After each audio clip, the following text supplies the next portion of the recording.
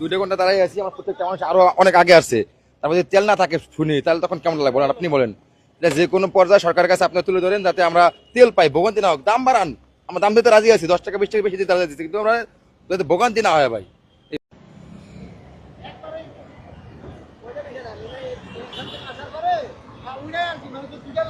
বাংলাদেশ প্রতিদিনের সরাসরি সম্প্রচারে আপনাদেরকে স্বাগত জানাচ্ছি। সঙ্গে রয়েছে আমি আজহারুল ইসলাম।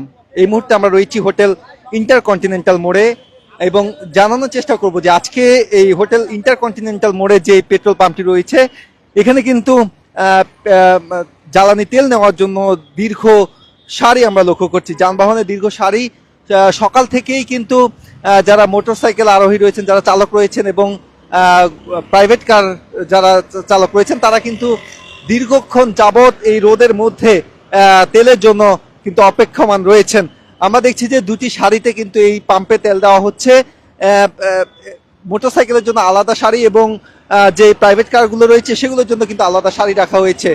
পেট্রোল পাম্পের কর্তৃপক্ষ যারা রয়েছেন তারা যেমনটি জানিয়েছেন যে মোটরসাইকেল জনপ্রতি কিন্তু 5 লিটার পর্যন্ত তেল দেওয়া হচ্ছে, অর্থাৎ 500 টাকা তেল দেওয়া হচ্ছে এবং যারা প্রাইভেট কার নিয়ে আসছেন তাদেরকে 1200 টাকা তেল দেওয়া হচ্ছে, তেমনটি কিন্তু এই পাম্প থেকে জানানো হয়েছে। তবে যারা তেল নেওয়ার জন্য যারা গ্রাহক রয়েছেন তারা কিন্তু দীর্ঘক্ষণ যাবৎ এই লাইনে দাঁড়িয়ে আছেন। এই পাম্পের কথা যদি বলি যে হোটেল ইন্টারকন্টিনেন্টাল মোড় থেকে শুরু করে পরিবাগ হয়ে একদম নীলক্ষেত পর্যন্ত এই সারি কিন্তু দেখা গিয়েছে। আমরা কয়েকজনের সঙ্গে একটু কথা বলতে চাই যে ভাই আপনি কতক্ষণ দাঁড়িয়ে আছেন তেলের জন্য? 1 ঘন্টা। এই যে রোদের মধ্যে দাঁড়িয়ে আছেন তেলের জন্য বিষয়টা কেমন লাগছে, কি বলতে চান? ওই বিষয়টা তো খুব একটা ভালো লাগতেছে না, তারপর কি করা লাগবে, তো তেল তো লাগবে, তেল তো নিতে হবে, বিষয়টা এরকমই আর কি।